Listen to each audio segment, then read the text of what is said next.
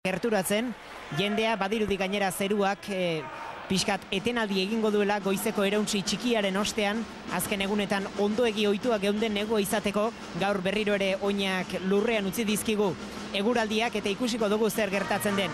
Berriro ere liderraz gozatzeko aukera edukiko dugu eta aurrean sartzen eta hartzen nahikoa xumea, nahikoa txiroa den taldea. Ez ditu gol asko sartzen, baina ez ditu gol asko ere hartzen. Irailaren 26an jokatu zuten Torrelavega eta orduko hartan bana amaitu zuten. Beraz, Ander Alainak aste honetan iragarri digu moduan, partidu ireki iragartzen da, inork ere ez du nahi punturik oparitu. Esandakoa, bere hasiko da neurketa. Alavesek etxeko taldea jarriko du baloia jokuan. Epaiare hor ikusten dugu, Jose Ignacio Hernández Cifuentes gaztelarra da epaia.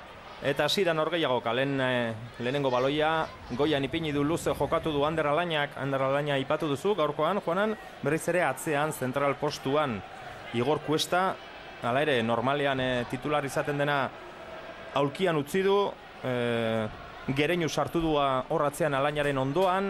Alaina ohitu gara zelaiardian ikusten, Tomek hartutako erabakia dira. Bai, baina baita ere Alainak azkeneko golara horretan hor jokatzen du, hor atzean kokatuta dago. Taldeari ikusten dut lasaitasun puntu bat ematen diola hor atzean berak kokatzeak, ez? Atzetik antolaketa bat berak egiten du, atezaina izan beharko luke bizka bat aginduak eta emateko bat ez lerro horri, baina bera Alaina da beti jendea berelekoan ipintzen, taldeari lasaitasun puntu bat ematen, oso garrantzitsua momentu honetan taldearentzako hor jokatzea bera, ondoko aldatzen da.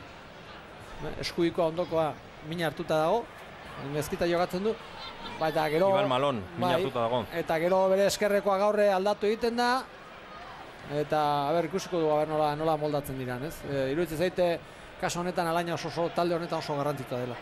Morcillo eta Salcedo ere baja dira gaurko honetan, txartelak ikusita zigortuta daude.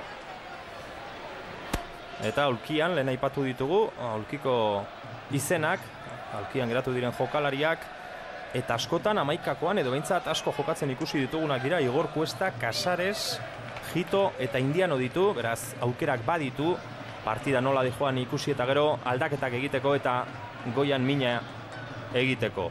Partida hasiera honetan behintzat baloia Alavesena eta baloia ikutzen. Hori da. Eta jokaldi ona egiten. Begira, atze jokaldi aukera, lehenengo aukera, Jon Moye iritsi da gora, erremate egiten saiatu da kornerra, pazientzia handiarekin egindako jokaldia, eta gora iritsi dira azkenean, ondo? Azkenean hori da... Ez dago ikoz kanpo? Ez, horre baloia ikutzen denean ez dago. Eta Alavesek hori egin behar du, ez? Alavesek sartzen denean beste taldeak ipintzen duen dinamikara, ez luze jokatzea eta bar hor galdu egiten da, ez? Eta Alavesek daukan taldearekin jokatu egin behar du. Eta gero askotan erabiltzen den hitza, ez? Alavesek talde luzea dauka. Ez dauka amaikako bat eta gero bi oiru jokalari bakarrik horre sartzeko tartean, ez, talde luzea dauka, eta horrek denboraldia luzean nola denez ondo etorriko zaio, minutuak ematen jokalari askori eta da prest denak jokatzeko. Azkenean erasoan egindako falta adierazi du epaileak, baloiarekin Kantabriarrak, joan egintzaio alboko sake adierazi du lehenengo marrazainak eta gero epaileak. Eta Xabi, ondo legoke esateare bai, lehen aipatu duzu, aulkian gaurkoan atezain gisa Dituro izeneko atezaina dagoela, eta esan dezagun hau dela Alaves bila, neguan bila ibili den atezain hori. Izan ere aipatu genuen orain 15 egun Gasteizera eginiko bisitaldian Norvegiatik, Pontevedratik eta bestelako taldetatik ere etorri zirela probak egitera, baina karo, Alavesek ez zuen nahi pezetarik ere gastatu eta badakizu, 21. mende honetan ezerre ordaindu gabe nahikoa zaila da jokalari bat fitxatzea, kontua da Dituro Argentinarra fitxatu duela, jokalari honek... Ara, ze aukera eta lehenengo gola penaltia. Ez bada penaltia izan, ara, txartel horia ikusiko du aurrelariak, beraz, epaiak ez du penaltirik ikusi, hala ere, oso harrigarria iruditzen zai jokalari batek hori egitea. Aukera guztia izan da gola sartzeko, bere burua horra lurrera botatzea, oso harrigarria. Ea, errepikapenak zer dioen, haze hutsa, haze aukera, gimnastikaren lehenengo gola sartzeko. Javik ikusi du txartela. Kontaktua badago, atezaina lurrean gelditu delako. Kontaktua badagoen, ze kontakto dagoen da zer ez dagoen. Penalti izango da Juanan, ezingo nuke ulertu jokalari bateko hori egitea. Hor da Jon Moya. Iskin egiten dio. Eta hemen ez dugu argi ikusi, baina uste dut penalti izango zela. Bestela jokalari batek ze jokalarik egin dezake hori, aukera hori izan da gola sartzeko. Juanan, oso zaila egitzen zait. Kontaktua badago, ez dakit zenbateraino kontaktua den penaltia bitatzeko moduan, ez? Berak pixket ies egiten dio baloia, kanpoak aldea juten da, ies egiten dio. Lehenengo utxa. Buruakin dago kontaktua. Hor gutxiago da, aurreko errepika benean hor ikusiko dugu. Hankakin ez? Ez, buruarekin da. Buruakin ipurdi alde horretan edo besoa, ezker besoarekin ez dugu ikusten. Baina dena alde zuen gola sartzeko, oraindik iritsiko zelako baloi horretara. Abisu bada, ez dakit Joseba Tomek zer egin duen, baina zer pentsatzen dut hasteko Jon Moyarekin eskubitz egin du pase hori, atezainari, baina hor ezin dira gauza horiek egin, hor bai ziur jokatu behar dela. Eta Juananek esandakoa lurrean da atezaina, beraz kolperen bat jaso du. Hala da bai, Tomeren lehen erantzuna, Jon Moyari bere erristatxo egitea, begiak ireki araztea, eta dituro, arestian aipatzen ari ginen atezaina, beroketa lanak egiten jarri du.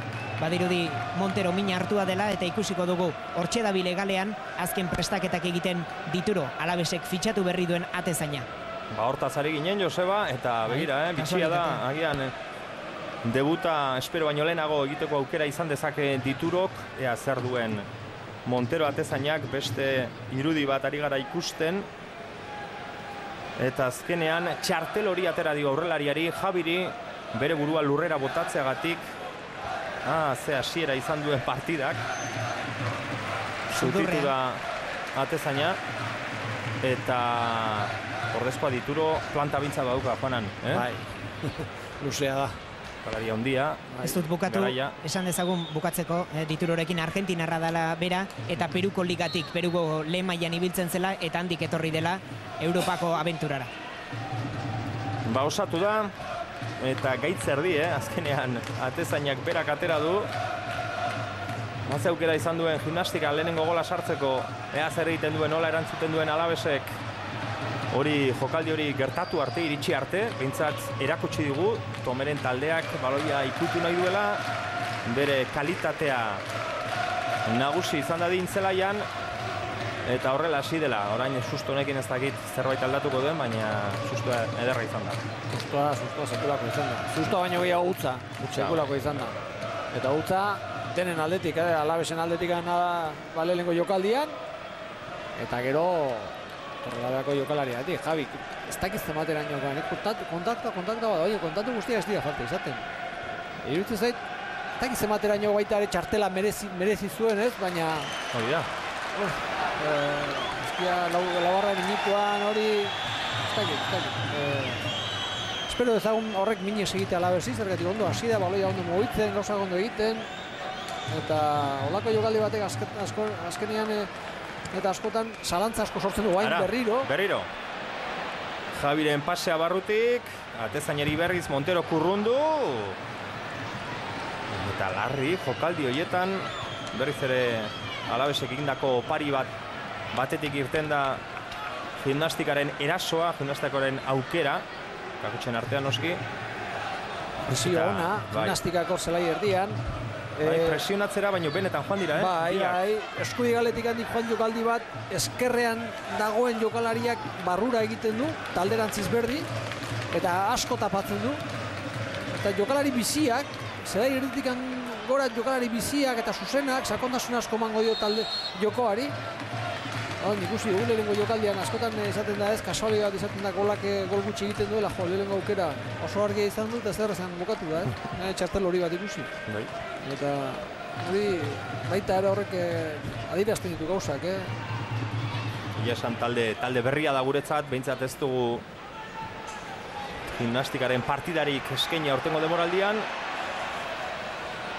Ea zer eskintzen diguten Kantabriarrek, Ander Alainak atera du baloia ezkerrera Jon Moyarentzat.